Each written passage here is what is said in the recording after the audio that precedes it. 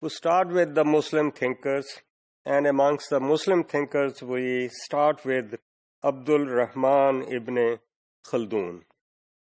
Now, he was, let's say, a Muslim scholar born in Tunis, north of Africa. He had education in Quran, mathematics, and history. We can divide his life in three periods. The first one was the professional political life, serving variety of sultans in Tunis, Morocco, Spain, and Algeria.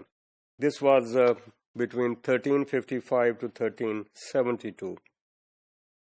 Second period is seclusion, somewhat, let's say, away from the busy life, maybe confining himself to, let's say, more of intuitive kind of, let's say, study.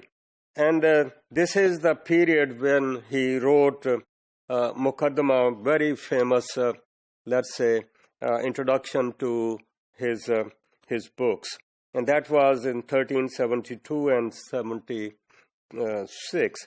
He returned to Tunisia and finished the Muqaddimah there in 1382. And then the third period of juridical and academic work, and that was more in Egypt, although he had some movement here and there. And this was the period 1376 to 1406. So he is very well known with the book which is called Muqaddimah. So that is introduction to the scientific study of history, and that is the work which he did. It provides, let's say, a method of the study of the society. He had three books to his credit, and Muqaddimah is the first book which might be considered as introduction, as it is, let's say, clear from the meaning as Muqaddimah. So it serves as an introduction to his larger empirical work on the history of the Arabs and the Berbers. और उस किताब का जो नाम बड़ा जो दिया गया, जिसकी 3 volumes थी, the Kitabul Ibar. So that is a history of the Arabs. He gave all kinds of evidence from the history of the people at his time, or the ones who had gone earlier.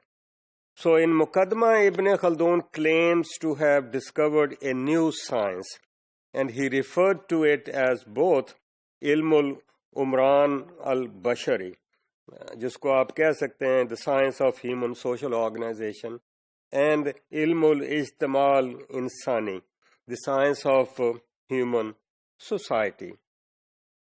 So he introduced elm-al-umran, जिसको आप कह सकते हैं the knowledge आप science कह लें, जिसको science भी कह सकते हैं, the knowledge of the social life. So ilm का ये translation तो वही बनता है, but then ilm might be used in a very broad, let's say, framework.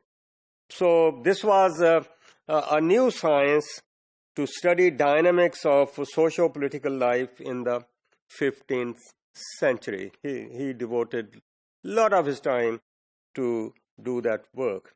So Ibne Khaldun is often excluded from the serious study of the history of sociology or sociological theory or the historical sociology. हमारा focus ज़्यादातर western society के sociologist पर है, starting with French and German, and then later on to, let's say, Britishers and Americans. So very little attention is given to non-Western precursors of sociology or the new Western social thinkers.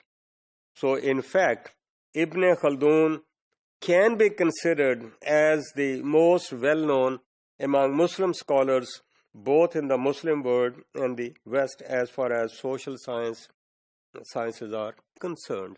So that is how he was the first person to talk about, let's say, study of human society by using, let's say, historical evidence, which might be considered as empirical evidence, to write the history of the Arabs.